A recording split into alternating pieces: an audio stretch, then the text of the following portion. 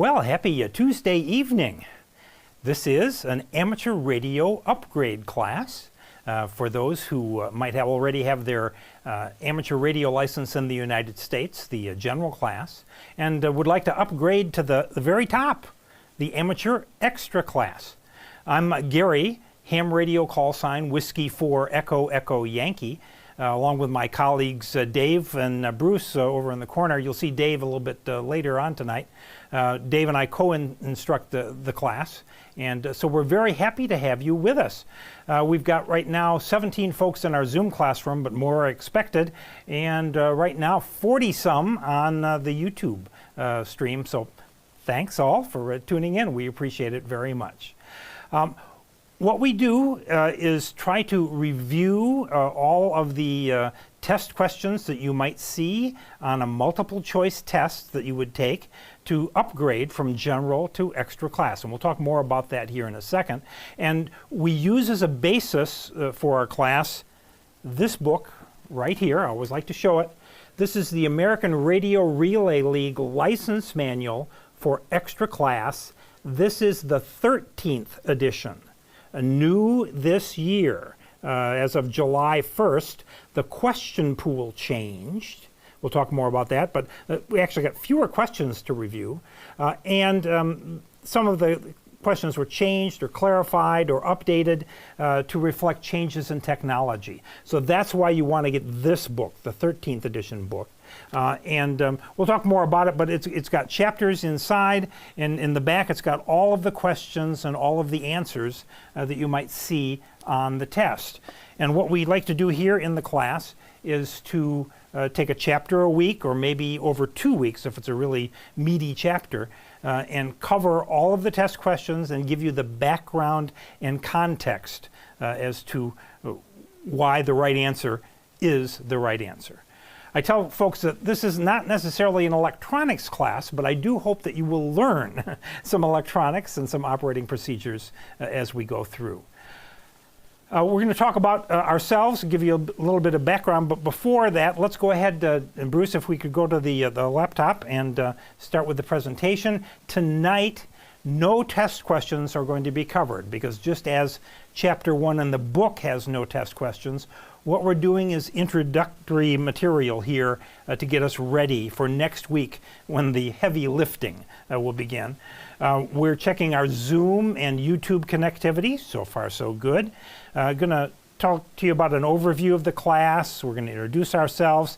And then Dave is going to come back and tell us a little bit about math and learning for the extra class. And then we can chat and have any questions that you might have and get to know you just a little bit better. I do want to thank those who are watching us on YouTube. This is the live channel, W4EEY, catchy name. That's the name of my YouTube channel.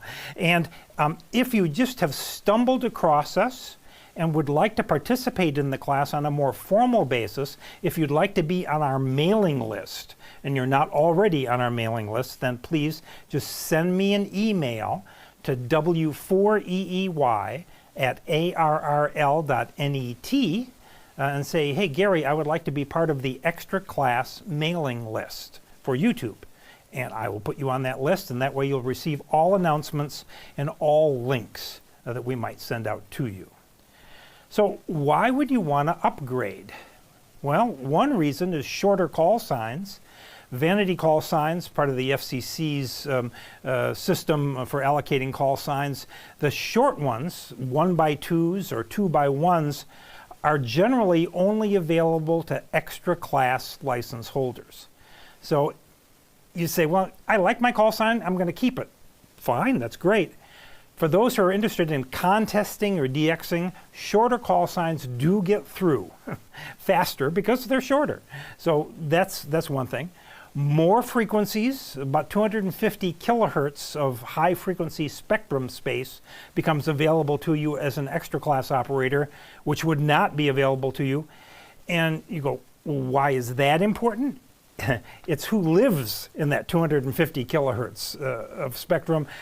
Rare DX or DX stations that don't want to have a huge pileup tend to operate in those frequency ranges. So you may hear of a nice station in a country that you haven't worked yet and you'd like to work them, but oops, they're in the extra class frequency allocation. And if you have a general or even advanced, sometimes you may not have the right to transmit in that frequency space. It tends to open up more communications modes. It's not that you get any further allocations, but as we go through it, you'll hear more about different digital modes, for example. It may say, I kind of like to try that out. And it gives you new technical opportunities and greater understanding of how things work. But here's one of the reasons that I think it's good to upgrade is it gives you a chance to give back. You can become a volunteer examiner, for example, in your local area with your local amateur radio club. And with an extra class license, you could administer all levels of licensing tests. You could teach a class like we're doing here. Put me out of business. That'd be great.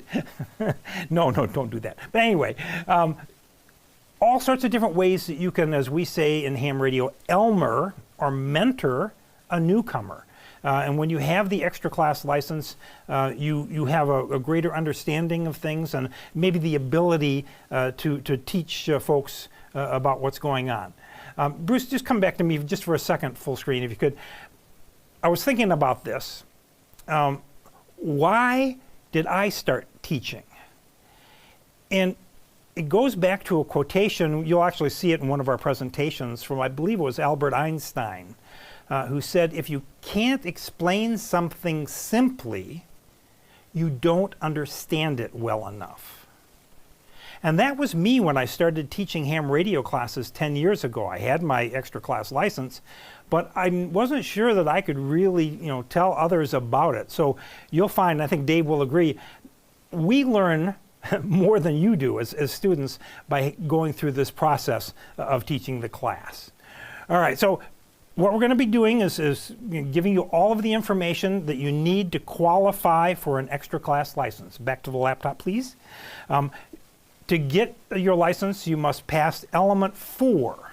That's the 50-question multiple choice test to get the extra class upgrade. Here's some other fine print. Technician license before 1987 may upgrade to the general by just taking the technician test. I had an email a few months ago by somebody who this actually applied to. If you had a ham radio license but you let it lapse, 2 years gone, you can actually get your license back by just taking the technician test. So if you had a general class license or even an extra class license, you can get it back. And we were talking a little bit before we started about Morse code. It's no longer a requirement for any of the amateur radio exams, but it's still very popular. In fact, maybe more popular now than it was before. And so that's another mode of operation that you might want to investigate. So as I mentioned, we're going to cover each chapter over 1 or maybe 2 weeks. Chapter 4 is the big bugaboo that people get hung up on, and we're going to cover that over 2 weeks, for example. Chapter 1 tonight is an introduction, no test questions. We said that. What I would love you to do, please, is for next week, please, in the book, the 13th edition manual, read Chapter 2. You are the key to your success. We're going to give you all of the information that you need to pass your test, hopefully in an entertaining and an enlightening way. And maybe you'll hear our voices in your head as you sit down to take your exam and go, what did they, oh, that's what they said. So, but the thing is, you're studying, you're showing up for class, reading the chapters as we ask is the key, your motivation. If you want your amateur extra license, you will get it. All right, put on your eyeglasses here. This is our schedule actually, and we will provide this presentation to you as a PDF file, so you'll be able to view it and download it, so you can print this out and put it up on your bulletin board or whatever. But this is the schedule of class, and we're looking to end our class with practice tests on December 17th. So our target is December of 2024 to have you get your Amateur Extra license upgrade by passing the test. Extra by Christmas. That's the goal. So be thinking about now where you want to take your test, who you're going to take the test with, and consult with them. See when they might have a test session. Having a target, having a definite date in mind is also a motivator to help get you going and get you on the success train. If you don't know where to take your exam, there's a couple of resources here available for you. The American Radio Relay League, who publishes the book that we're using, has their Find an Exam session. This URL, you see it there at the top. And then I also recommend hamstudy.org/sessions. And here you can find not only in-person exam sessions, you can put your zip code in and away you go, or there's also online testing from various organizations who have taken it upon themselves to give the exams online. They still have 3 volunteer examiners. They still watch you very closely, make sure you don't cheat, and they're entirely valid. I had also another ham say, "Oh, they're just giving licenses away now." No, they're not. It's still as rigorous as in person, maybe more so because, for example, you can't always use the same calculator that we recommend for some of the online sessions. More about that coming up. So hamstudy.org/sessions. So the 50-question multiple choice amateur extra test is based on a question pool. The question pool has to be at least 10 times as big, and in this case it's now 602 questions that we need to go over, and we will look at each and every one of those questions and all of the possible answers in this class. You need to get 74% or 37 of those questions right, properly answered, in order to pass the test. And as I mentioned, we're going to provide PDFs of this presentation. We'll also provide you PDFs of other study aids to help you toward success. Remember, December 2024, of course, you can always test earlier. If your schedule is such that you've got to accelerate things, you can do that, of course. When you take the class with us here, whether you're watching us online on YouTube, whether it's a YouTube recording, or you're here in the Zoom classroom, make sure that you come with your book. And also, we want you to take notes. We've told you we're going to provide all this stuff on PDFs, but we want you to take notes because that's part of the learning process. And you'll learn more about learning to learn in our 3rd session. Dave will give you an excellent presentation, especially for those of us of a certain age where we haven't had to attend classes in a really long time. We may have forgotten the best ways to learn and maybe never knew it. So stay tuned for that. There will be some math that we're going to be talking about, but we're also going to give you tips and tricks, hints, so that maybe the math is not going to be so scary after all. If you can, there's another URL here, the ARRL review, examreview.appspot.com. If you can sign up for a free account there, that will give you the chance to take practice tests and also to review chapter-based questions. Let me mention the bugaboo here. So the organization, I won't go into depth, but the organization of how they select questions out of the 602 is based not on chapters in this book, but it's based on sub-elements. And on page 12-1, they talk more about the sub-elements. Dave's going to go more in depth on that later on. But what we have found is if we teach based on the chapters in the book, rather than try to follow the sub-elements, that makes a lot more sense. So if you're looking at a question and you see a number, E something or other, that refers to a sub-element and not a chapter in the book. However, at that AppSpot URL that I gave you there before, go back please to the laptop, Bruce, then that has a section where you can review questions by chapters in this book. So that's why it's so valuable to us. The entire American Radio Relay League Learning Center is also valuable. And if you are an ARRL member, then there are some resources there that you can use. Dave Kassler, ham radio call sign Kilo Echo 0 Oscar Golf. Yeah, okay. I wanted to say Kilo Echo 8 because that used to be one of my call signs. It wouldn't come out of my mouth right. KE0OG. Dave Kassler, we call him the old man or the original gangster of amateur radio videos. He's been doing ham radio videos for a long time. He has videos that were up on YouTube, but now are up exclusively on the Learn site for the ARRL. But they're valuable. He introduces the material that we're going to talk about, and we'll provide you links to his videos for ARRL members. If you're not a member of the ARRL, you don't get access. However, I recommend you become a member because they're the only organization here in the United States that represents amateur radio operators to Congress and to other governmental entities. We're going to send you an email after class. You'll get it tomorrow with links to a Dropbox folder and also to the YouTube playlist that'll have this video and any supplemental information that we'll provide for you. We want you to ask questions, to communicate, to email us if you've got questions. We want to be here for you.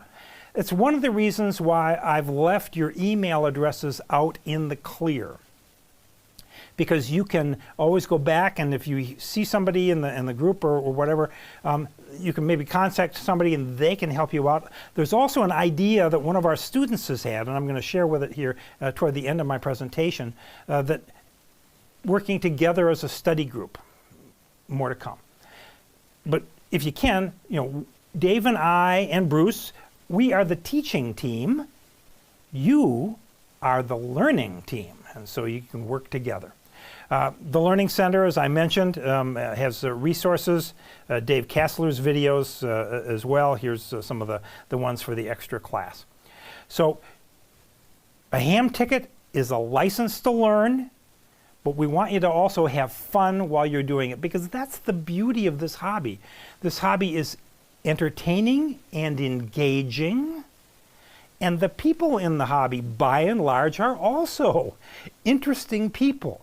And so to meet other hams in your area, find a local ham club, one that matches your interests, and they're worth their weight in gold. If you don't know where there's a ham club in your area, you can Google it and it'll come back. Or the American Radio Relay League has this URL where you can find a club and go attend a club meeting as a visitor, as a guest. And if you like what you see, if you think that's good for you, well, maybe become a member. Folks there can help you in your journey toward your amateur extra class license. All right, this was the student suggestion that I got from Jason Mullins. Jason, you didn't know I was going to mention you tonight, but here you are. He said, why couldn't we have a study group to meet, outside of class time to talk about things? And he said, please share with them my email address if anybody who might be interested in that. Now, what this would look like, I don't know. That's entirely up to Jason. But this is cool. How would you get together? You could generate your own Zoom meeting using a new meeting ID and passcode, share that around and get together and talk about things. Or you could use one of the chat information channels like Discord or some other chat platform to share information. I believe our chats on Zoom are saved from week to week. There's a chat on YouTube as well, although I'm not sure you can access that when the video is not live. Anyway, figure something out. Dave and I will support it as much as we can with as much time or effort as we can add to it. But this is kind of a student thing. It's an experiment. Don't know if it's going to work out, but it's something that we might be able to do. So as I say, you'll get a PDF with this presentation that'll have Jason's email address for you to go. So have fun, learn something. That's our motto. And then as you get your extra class, share what you've learned. So I'm going to, actually now we're going to have some instructor introductions. I'm going to turn it over to Dave first to let Dave start out. He's an equal co-instructor in this extra class and also the general class. If somebody's interested in the general class, we will have a new one coming up in January 2025. Wait, shoot up. Say it again. Somebody said something, but I didn't get it. Okay, so general class in 2025. If that's something that you or a friend might be interested in, they can get in touch with me.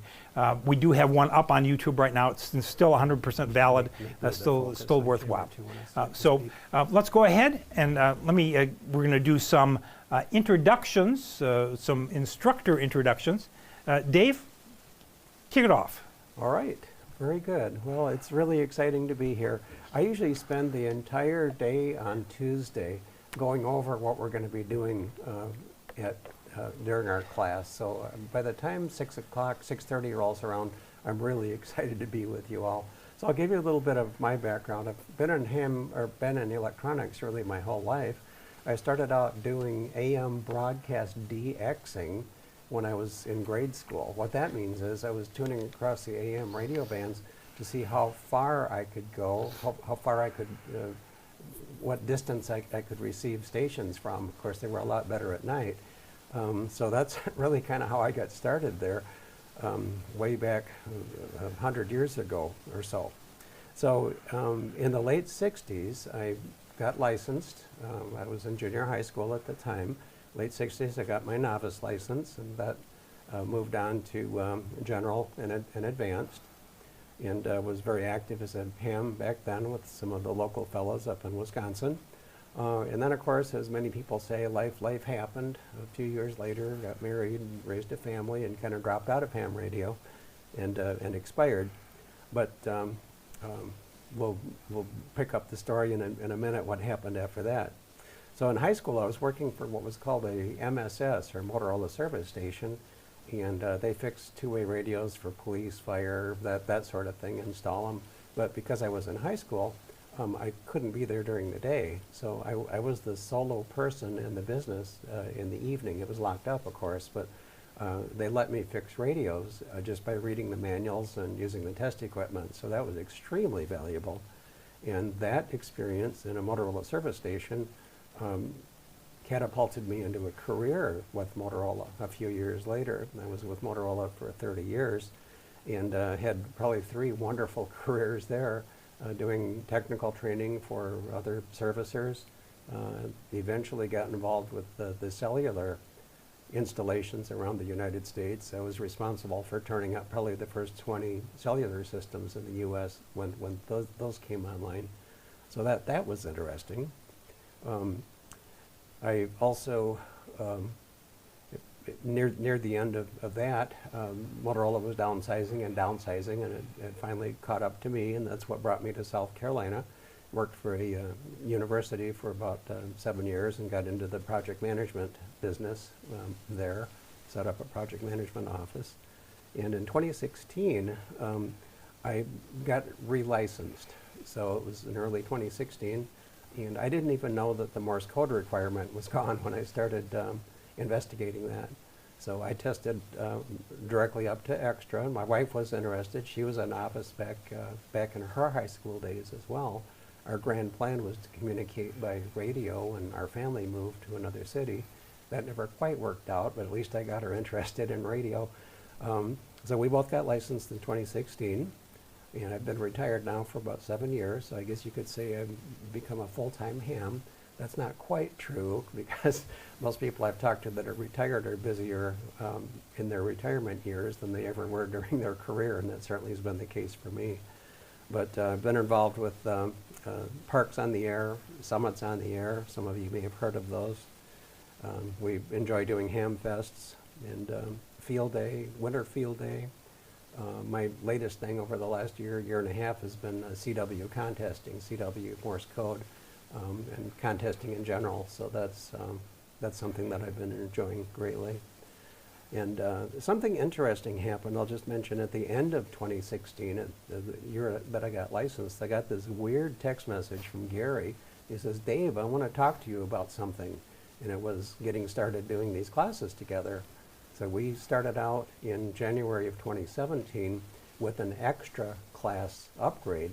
We weren't too smart, and we just went for the big kahuna, so to speak. But it worked out okay, and we've been doing this ever since. So that's just a little bit of my background. Much more there, but I'll give you an idea of where I'm coming from. Very good, Dave. Thanks so much. Well, and then for me, similar story. I grew up in Midland, Michigan, and graduated from Midland High School in 1972, so that maybe gives you an idea how old I am. I had the great benefit that there in Midland they had an electronics class in high school, kind of a vocational education. And so 5 days a week I was able to go for 2 hours of electronics training at another high school, actually, and then I was bused back over to Midland High School. And it just was a great grounding for me in understanding these electronic things, because I too had been doing AM DXing, listening to distant radio stations, and then I had built my first shortwave receiver, a 3-tube super regenerative, and listened to international shortwave broadcasts. That doesn't much happen anymore. That used to be a big entry into amateur radio, but there aren't any shortwave broadcasters to listen to, or not that many anymore. The internet has superseded that, but there's still interesting things in amateur radio from the current technology. I got my bachelor's degree in broadcasting from Central Michigan University. Graduated from there in 1978. I've worked in industrial television, commercial radio and TV, public broadcasting, and then in 1988, I was working for an NBC television affiliate up in Saginaw, Michigan, I saw an article in Broadcast Engineering magazine about the Voice of America's overseas field training program, and how they would hire you and you would become a foreign service officer and work at their overseas transmitting stations. And I told my then wife at the time, I said, I might like to go into that. And she said, you'll never do that. Don't do that to me, because I probably will. And I did. And I ended up working for the Voice of America for 20 years. Overseas, my first overseas assignment was in Liberia, West Africa. You'll hear more about all that stuff. But I was a ham radio operator. I had my extra class license, so I could get my ham radio license in these countries fairly easily. So I was Echo Lima 2 Delta Bravo, for example, in Liberia. Ham radio has made a career for me. I retired from VOA in 2008, moved to Greenville, South Carolina, and then life happened, as they say, but I did get involved in the Greer Amateur Radio Club, the classes. You'll hear more about this, but we've been doing the extra class since 2017. I've been teaching for about 10 years. I got started doing that with prepper groups here in the upstate of South Carolina, teaching the technician level tests. So it's great. We learn more than you guys do. Thank you for giving us the opportunity. And also I want to thank those who might have donated to this channel and to this station. Bruce, I didn't tell you I was going to do this, but I want to give him a little tour here in just a second. So this is where the instructor will normally be in this pod or podium. But if we move over to the left, we also have a blackboard that we can put formulas and drawings and other things. We'll be doing that, so you can see what we're going to be doing here. And if we move over just a little bit further, we have chroma key. And we've actually done some pre-production with some segments where we can walk into the shot, show you things that are going on, like the weather, local, whatever. It's amazing the capabilities that are available in essentially consumer-grade equipment that we've put together and been able to use to bring you amateur radio education. And how did we get started? Blame COVID. All right, so what we're going to do now is we're going to take a 5-minute break. go ahead and get up, move around, get something to drink, and then come on back. And Dave will replace me up here in the pod, and we'll talk a little bit about math, and then probably let you go a little earlier tonight. So 5 minutes, and we'll see you in a little bit.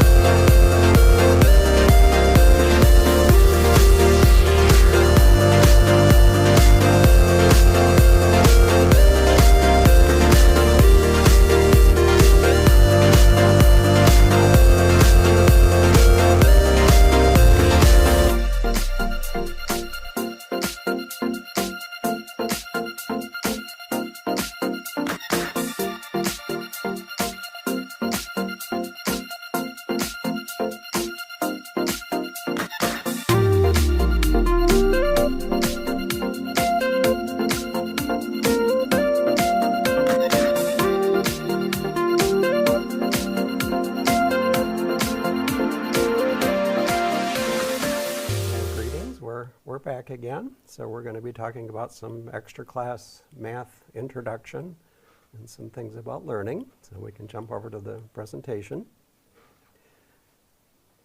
That online. And I will always have, as the first slide in any of my presentations, my contact information.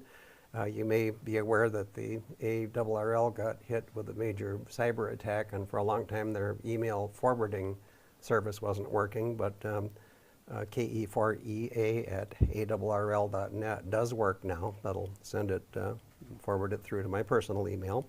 And Gary and I don't mind taking calls or emails or texts, whatever. We want to be available for you. So just want to let you know that that would certainly be acceptable.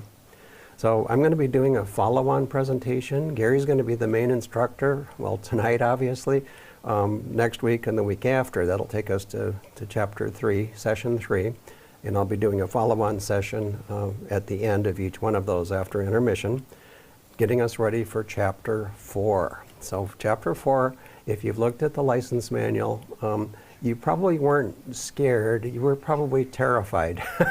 Well, I'm going to try to convince you that it's not as bad as it may seem. There's a lot of chapter 4 that you don't need to read or understand how to do. I know when I was studying for my extra back in 2016, I thought I had to know all of that stuff, and I really killed myself to try to understand it. But I'm going to share with you everything that we've learned in going through this to make it a lot easier and very accessible. So wanted to cover that.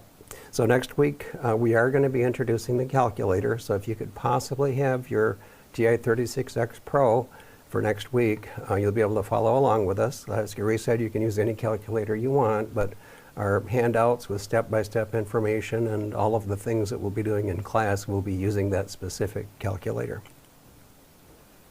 So, since we're talking about math, I've got some mystery numbers up here.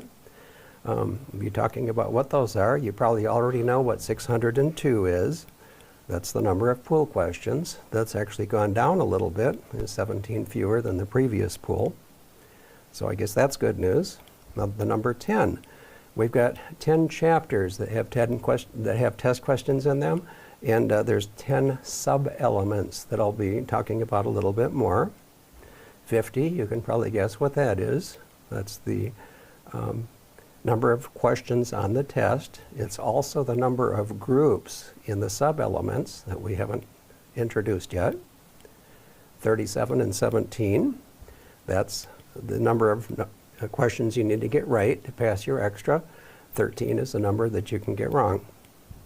And 90% plus. Now we don't have hard data on this, but I can confidently say that the folks that have gone through this class with us and have done the work that we've recommended, reading the chapters, doing the reviews, doing the practice tests, the vast majority of our students do pass on the first try. So, first of all, well, one of my goals tonight is to convince you that this really isn't as bad as it may seem if you've been looking at the license manual. So it's not as hard as you may think, and I'll underscore that with the comment "really." So we're going to help you through the stuff that's scary. Now the manual, license manual is great. It's accurate, and you can dig through that if you'd like to learn everything that's in it. But the parts that don't apply to any of the test questions, we're going to be skipping. So we're going to be really making this a lot more focused on what you need to know to pass the test. And we'll help you out by letting you know what you don't have to pay attention to. And I'll start out by saying that in chapter 4, all of the examples using trigonometry, if you use the TI-36X Pro calculator, you will not need to worry about sine, cosine, tangent, hyperbolic sine, or any of that crazy stuff. You can learn it if you want to. Some of you may be math inclined, but most, the other 98% of you will probably appreciate not having to go through all of that. So here's a little introduction to the pool question breakout. Gary mentioned sub-elements. Now, if you were to actually Well, let me back up. Why do we even have things like sub-elements? Well, there's an organization that comes up with the pool questions. It's called the National Conference of Volunteer Examinator Coordinators, NCVEC, and they have representatives from the various volunteer examiner groups around the country, and about every 4 years they update the pool questions. And the way that they approach it, each one of these, E1, E2, E3, et cetera, they're technology areas, basically. Some are rules and regulations. And then within each of these, for example, E5 has to do with Chapter 4 in our case. These don't directly match the chapters in our book. The folks that put this all together did it in a manner that made sense to them, but they weren't necessarily responsible for teaching it. So in our license manual, ARRL license manual, they have reorganized some of this material to make it easier to put together for the purposes of learning. So that's why the chapter numbers and these sub-element numbers don't line up. Now you're probably wondering, well, why is any of that important? Well, I'll get to that right now. If you look at these groups, these are sub-areas of the sub-elements, if you want to call it that, with related questions involved. There might be 10 to 15 questions in most of these. So in E1, we've got A through F, E2, on down the line. If you were to count these all up, and I recommend you don't do that while I'm talking, I'd appreciate that. If you add these up, there's 50 of them, okay? Do you remember another number, 50, we talked about? Well, there's 50 questions on the exam. And the way this works is that one and only one question from each one of these groups, okay, we've got sub-elements, and then we've got groups within the sub-elements. You've got one and only one question from each one of these groups. Now, I'm going to show you why that is really, really good news. And we're going to zero in, we're going to focus on E5, sub-element E5. Right here, that's electrical principles. Most of our Chapter 4 questions are in these 4 groups. There's a couple of other groups involved that do show up in our Chapter 4 as well, but they don't have any calculation questions in them. So this is where the scary stuff is. And breaking those down, E5A through D, these are the subtopics in each group. So E5A has to do with resonance and Q, half-power bandwidth, and phase relationships. And if some of these things make no sense to you right now, don't sweat it. We're not there yet, okay? So there's 13 questions in E5A dealing with these topics, but there's only 4 calculation questions. So for the one and only one question that you're going to get from E5A, it may not be a calculation question. In fact, only about 25%, there's about a 25% chance that it might be a calculation question. Likewise, it goes through all of these other areas. Number of questions in the group, calculation questions. E5D, I was very pleased to see when they changed the pool questions, they got rid of a whole bunch of calculation questions relating to power factor and reactive power. There's only one there. So as you can see, you'd have a maximum of 4 calculation questions because there's 4 groups. And as we said before, you can afford to get up to 13 wrong.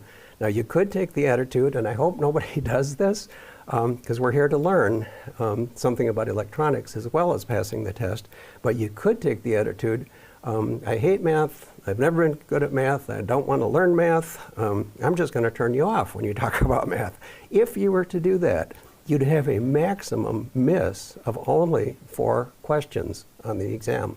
So you could do that and still do very well on your exam. Another thing but I hope you'll follow along and learn something along the way. But for either group of people there, you're going to be okay. You can still pass your test. Now notice here that the percentages of calculation questions within the groups is fairly small. As a volunteer examiner, I am able to look at our VEC group, which is called the West Cars, has got 10 exams that we use, so you don't know which one you're going to get when you go to take your exam. But I looked through all 10, and I did actually find one exam that had 0 test questions, or 0 test questions. No, that's not true. 0 calculation questions. And you can tell that there's typically 25% or less chance, just the way these are distributed. So I'm trying to make you feel better about passing your test, even if you're still really afraid of math. But we've got a lot of tips we're going to share with you to help you learn how to do this, or at least see how it's done. And these are there's a couple of other groups involved in Chapter 4, but they don't have any calculation questions. So I'm trying to convince you that it's not as bad as it looks. The probability that you're going to get a math question, or a calculation question, I should say, is in the 2 range, 1 to 2 questions possibly. It could be as many as 4, but 2 would be average. So what are some of the learning objectives? We want to give you the confidence to pass the entire test on your first try, including the math questions. Now, sometimes we ask how many people would like to score 100% on their exam, get all 50 questions right. And we usually get about 25% of our students saying, yeah, I'd love to be in that area. Some people would say, if I can only miss 13, I would be the happiest person in the world, okay? Some people want to go for 100%, and some do. That's relatively rare, but a few do. We're going to cover everything that you need in this series so that you have a good chance of getting 100% correct. So we want to give you that confidence. Personal growth and insight, as mentioned, we want you to pass the test, but we also want you to learn some things along the way. We'd very much like for you to know why the right answer is the right answer. And this will serve you well, not only in terms of personal satisfaction, but over your entire ham radio career. And we're calling it a ham radio career. We assume that you're going to get into this and really love it and stick with it. I think just about everybody here is already a general, so you have a pretty good flavor of that. And we're going to give you some calculation and estimation tools. There's some of the calculation questions really you don't need a calculator for, because they almost give you the answer the way that they ask the question. And all of those little tips and techniques we're going to share along the way, make things easier for you. So what do we assume about you? First of all, let's look at this ant over here. See this ant? Now ants, I think, can carry 5 times their weight. This one's trying to carry a rock, so poor little thing. Like the ant, math may have discouraged you from taking the extra exam sooner. Assumptions about you. Some people will have perceived the study guide questions as extremely intimidating. Not only scary, but terrifying. Well, okay, we can relate to that. Some people are going to be that way, but we can help you too. We are assuming that you're not an electrical engineer, okay? There are some fairly heavy things that we're going to talk about over the chapters, but we're assuming that you're not an engineer, and secondly, you don't want to become one. But if we can just give you a little bit of insight into how some of these things work, I think you'll be more satisfied with the material, and as instructors, we'll be satisfied with helping you to get there. We're going to assume that you've been exposed to high school algebra, even though it might have been 100 years ago, okay? Here's a formula over here, or an equation. This happens to be for an ellipse. You don't need that at all for the extra. I just wanted to kind of give you an insight into the way a formula might be laid out. And more good news, the way that we enter the formulas into the TI-36X Pro is exactly how they appear in the formula. So once you plug those values in, you learn how to navigate through and push the right buttons, press the enter key, and the answer pops out. You don't have to rearrange anything. You don't have to solve for any particular values. You just plug them right into the formula. And we're going to be giving you a one-page overview, one-page summary of all of the formulas that may appear is one of our handouts. I'll be sending that out this week because we'll be referencing it next week. We assume that you're motivated to pass the extra exam. Gary gave you one example why you might want to do that. There's the personal satisfaction of getting to the highest level. I don't know if we mentioned that. Also, if you're into contesting at all, we've had several students tell us that their whole motivation for wanting to get the extra is so that they don't accidentally transmit out of band. Because if you get into contesting at some point, or if you're doing that already, it gets really exciting, you know, and you go all over the band looking for contacts. In a contest, the whole point of it is to make as many contacts as you can. And sometimes you forget to watch where the band edges are if you're a general. And during contests, there's a lot of activity down in the extra portions of the band. So not being out of band is a motivation. Where the rare DX is a motivation. Just the satisfaction of knowing you've reached the highest level, that's also something that's important to some people. So an attitude. Your current license and the extra license is a license to learn. As Gary said, you'll never stop learning. And we assume that you're open to trying new approaches to learning. We'll be talking a lot more about this, well, a little bit in some slides to come, and definitely week after next. So this is what we're assuming about you. Good news, I've alluded to this a bit, but there's parts of the license manual that go way beyond what you need to know for answering the test questions, the exam questions. So unlike me, who thought I had to really understand every word in the license manual, we're going to guide you through what you can ignore. And as I said, a maximum of 4 calculation questions in Chapter 4 is all you're going to see. It's probably going to be 2. Another piece of good news is that the formulas are plug and play. When they give the test question, they'll ask for capacitance and inductance, for example, and if it's a resonant frequency problem, you can say, oh, I need to calculate resonant frequency, and all you have to do is just plug those inductance and capacitance values into the formula. You don't have to rearrange anything. You don't have to solve for any variables. It's plug and play, or plug and chug, as some have said. So if you can remember the formula, and we're going to be working on helping you with that, it's fairly easy. You enter it in the calculator the same way it appears in the formula, and it just works. When we can avoid doing a calculation, because the way some of the questions are structured, they practically give you the answer the way they ask the question, and we'll point out those tips and tricks for you as well. Other students have said that that's been very helpful to them.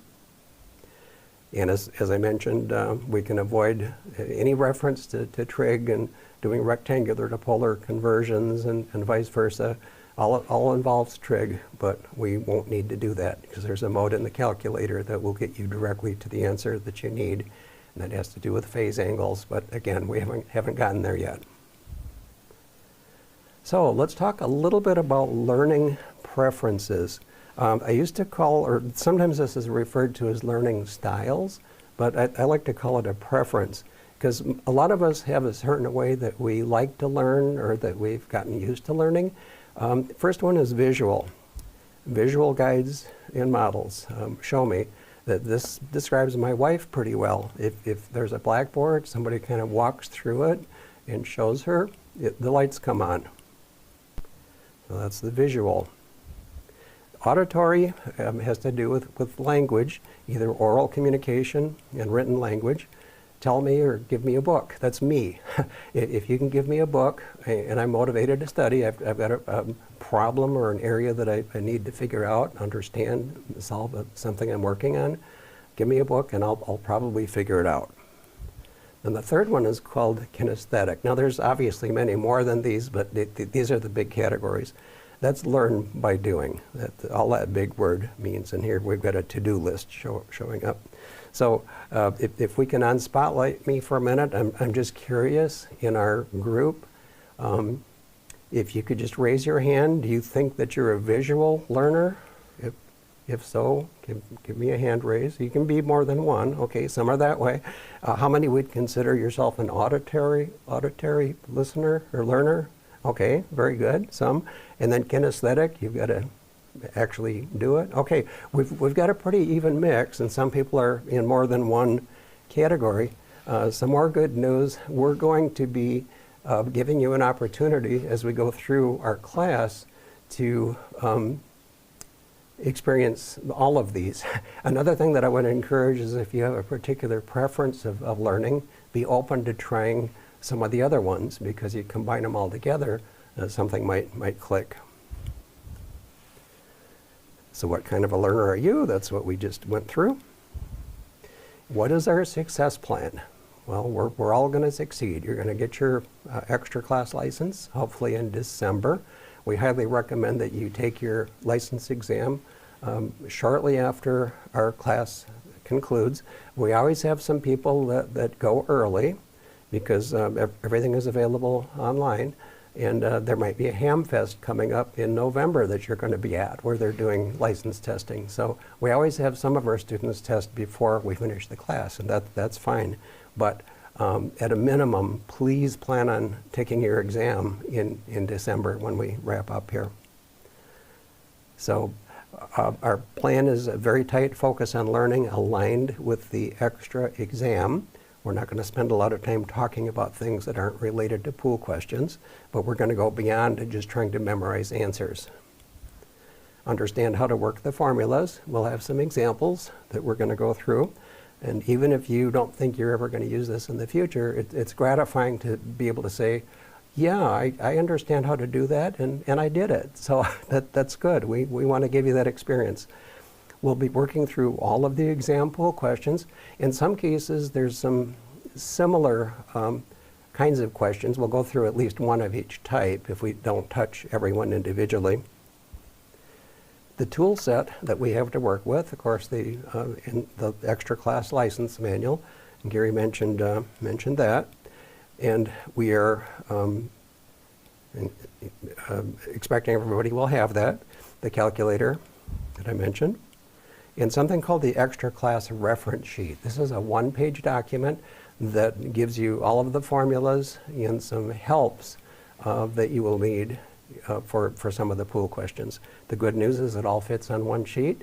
And the other piece of good news is I'm actually taking one of the formulas off the sheet that we had last time because they've simplified some of the pool questions. And a growth mindset. I don't know if you've ever heard of a growth versus a fixed mindset, but a growth mindset says that your mental capabilities are elastic. What that means is you can learn more, you can become smarter. I can do this if I work at it. That's a growth mindset. And if you can approach things with that attitude in mind, it'll make a huge difference in what you can accomplish. A fixed mindset, on the other side, says that my capability to expand is limited, so I will not try.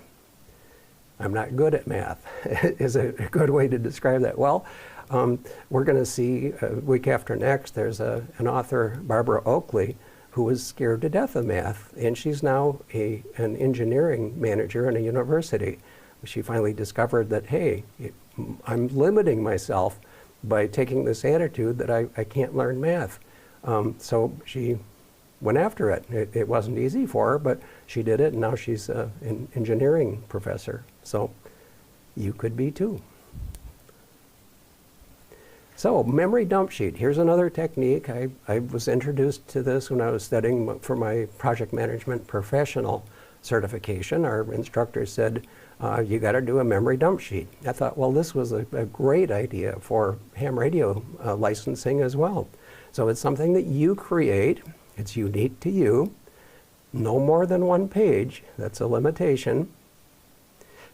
And you want to include facts and formulas that may be needed for exam questions. So if you're having trouble with a particular concept, that belongs on your dump sheet. Now what you do with the dump sheet is that you write down those things, and then you commit it to memory. And then what you do is practice reproducing that dump sheet on a blank piece of paper. And if you do this a couple of times, it actually works. You'll be able to reproduce your dump sheet. Now, where would you use this? Well, during your exam, The examination group, the VEC that's running it, will usually provide scratch paper and a pencil. And in our particular VEC, West Cars, we encourage people to use the back side of the answer sheet. So when you first get into the exam, if you choose to use this technique, it's optional, it's up to you, go ahead and reproduce your dump sheet. Now, why would this be of value? You might be wondering. Well, I don't know how you are at taking tests, but a lot of people, when they read the first question, their mind turns to mush, okay? And you'll forget everything that you've studied. Well, reproducing your memory dump sheet will kind of give you a crutch there. For some people, this has been really helpful. Very good. So write it out on scratch paper before starting the exam. If it works for you, no extra charge. A few comments on the calculator. Takes much of the pain out of working the formulas that you will actually need for some of the extra calculation questions. It's not very expensive. It's between $20 and $25. You can get them at Staples. I don't know if that's a chain near you, or Amazon, but last time I checked, they were under 25 bucks. Very small price to pay. Even if you don't use it for anything except this class, I'd encourage you to have the satisfaction of knowing that you can do these problems. We're going to use all of our class examples. We'll be demonstrated using this model. We're going to have written how-to guides. I've got each of the problem types that you may need to solve with a step-by-step procedure for each one that you can walk through. People will usually do that only one time. They'll look at the question and they'll say, I don't have any idea how to approach this, even though we talked about it in class. But if you walk through the step-by-step guide, you'll say, oh yeah, now that I've done that, I can see how it's done, and it'll come back to you. So a lot of people will only look at those step-by-step guides one time, and then they'll know how to approach it if they see that question without it. Now, this statement isn't entirely true. For a lot of professional exams, the line is drawn at graphing calculators, because graphing calculators can store formulas in them. And so that's where they draw the line. They say anything less than a graphing calculator is okay. And a lot of VECs will say that the TI-36X Pro is fine because it also does not store formulas. We've heard of some VECs that will ask you to reset the calculator before the exam. We're going to show you how to do that in case that's your case. We've heard some horror stories about some VECs that will only allow a four-function calculator, and I'd really like to know how to figure out a square root with a four-function calculator. That's kind of goofy, but some of them are that way. Find out before your test what they'll allow.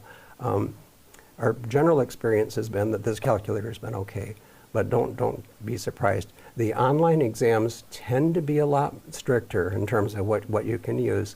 My personal recommendation is to find an in-person testing facility if you can, but just kind of warning you that you need to be prepared in advance. So at least you'll have the satisfaction of knowing how to do it, even if they don't let you use it during the exam. Most will.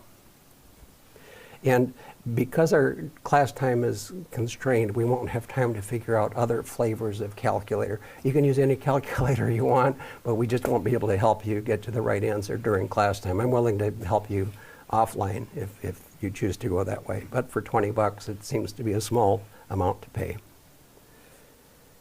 Next week, all right, next week, going to be some more fun. We'll introduce the general class, or the extra class math reference sheet, the one-page document I talked about. We're going to begin to learn and use this calculator with some examples. And you're not going to maybe believe it at this point, but we're actually going to walk through one of the more difficult calculation problems together during class. And if you can get through that, you can get through anything. Most people do get through it. And if not, you can go back and look at the presentation after it's online the next morning. So the goal for these first 3 weeks, to this week being one of them, we want to have you mostly up to speed with the tools that you're going to need when we get to Chapter 4. We want you to be already well on your way to applying the tools to the things that we're going to be talking about in that chapter. Chapter 4 is going to be covered over 2 weeks. Now next week, we're going to be having more fun. Just look at all of these happy people. That's going to be you after next week. So I'll be sending some handouts prior to our class next week. And Gary's going to be the lead instructor in the first half, but the handouts that I'm going to send will be referencing during my part of the presentation. So having them in advance, you can take notes on them and so forth. And if there's anybody following us on YouTube that's not on our mailing list, please contact Gary or myself if need be, but Gary manages the mailing list, and that way you'll be getting these things in advance. All of these handouts are going to be available in the description section of each YouTube video, but of course they won't be there until after the class. So to get that advance information, be sure you're on the mailing list.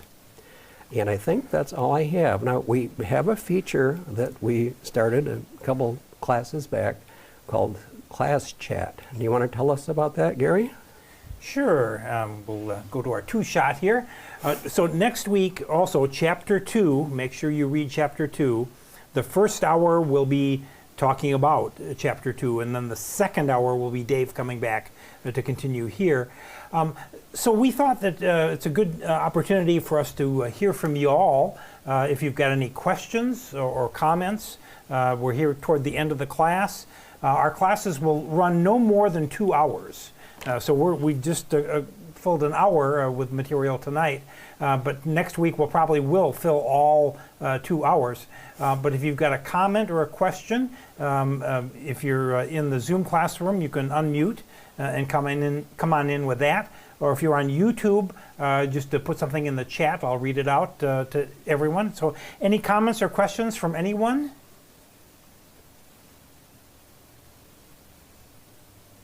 You can Buy those calculators on eBay for $10 too.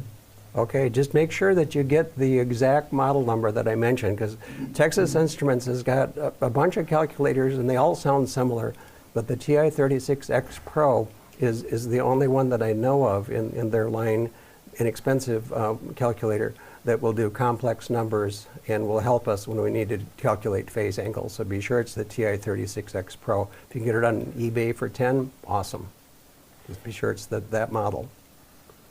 And yeah, they vary on Amazon anywhere from $20. I saw a comment in YouTube that somebody just bought it for $20 there, up to $25, $30. I can even send you a link in an email, an affiliate link. We might get a few pennies back from it, but it should be readily available. And it's been used by a lot of other students. In fact, that's a secret. It's our calling card. If we go to a test session, we look to see how many TI-36X Pro calculators are out, and then we know which ones are our students. Yeah, that's cool. Yeah, as a VE, that's been kind of fun to do. Yeah, I can always tell. Even if we didn't know they were in the class, they were doing the YouTube, and we didn't know about it, which is okay. We prefer that we know about you, but yeah, if they show up with that calculator, we say, you're one of ours. That's good. Victor's got his hand up. Victor? Yeah.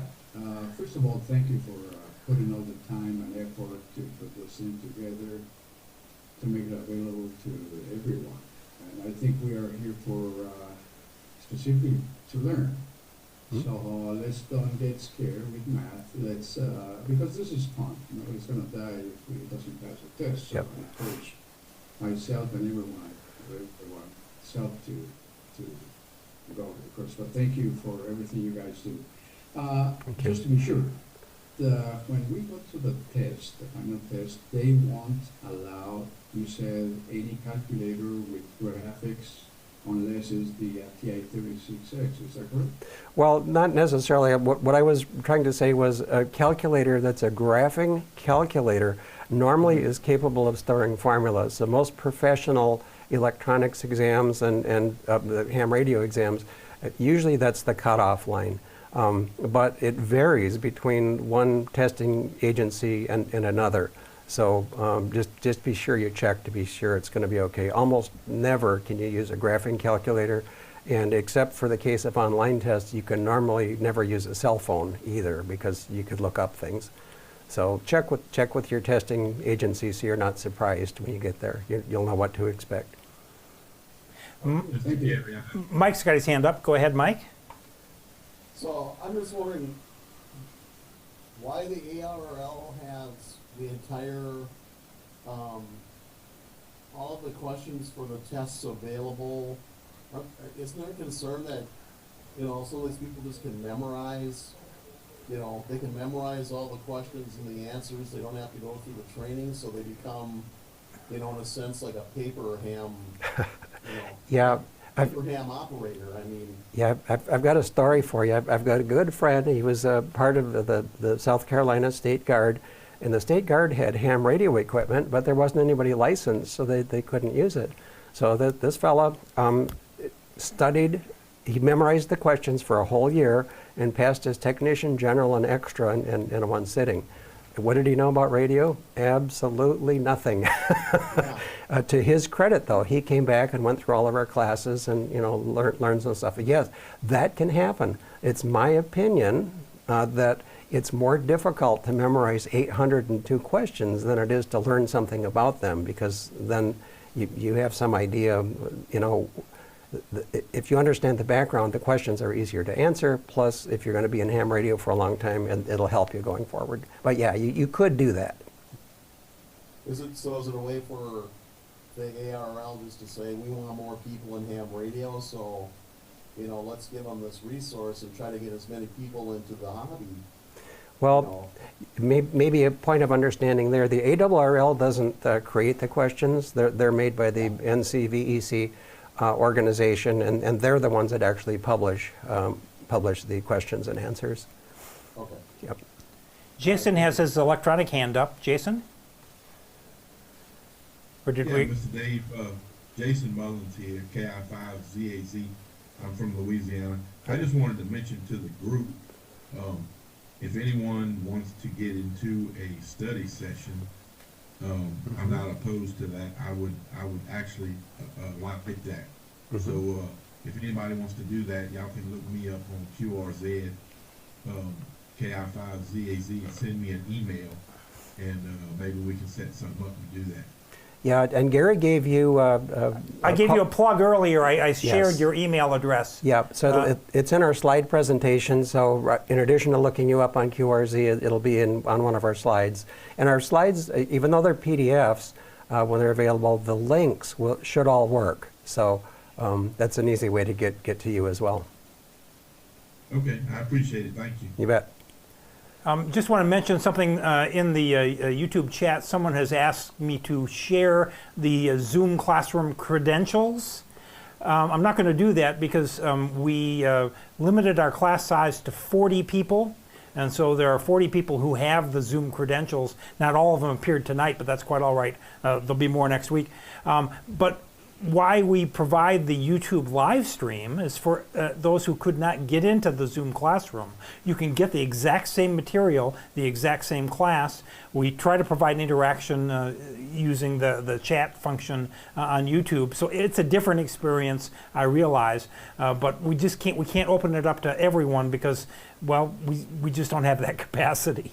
So thank you for your understanding of that, and hopefully you're not a second class student by any stretch of the imagination.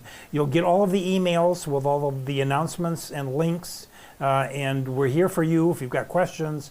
It's just another way for us to be able to distribute the information to you beyond the bounds of the Zoom classroom. So I just wanted to clarify that. Now, didn't you say we had about 100 people on the YouTube mailing list? It's actually 120 some odd on the YouTube mailing list and 40 students in Zoom. Yeah, so there's more people doing the YouTube thing than there are the Zoom. We're just limited technology-wise. We had to cut it off at 40. Any other questions, comments? Alrighty, well then, next week, Chapter 2, please. And I want to say thank you very much for your attention tonight. And as we always end, 73, and see you next week. Good.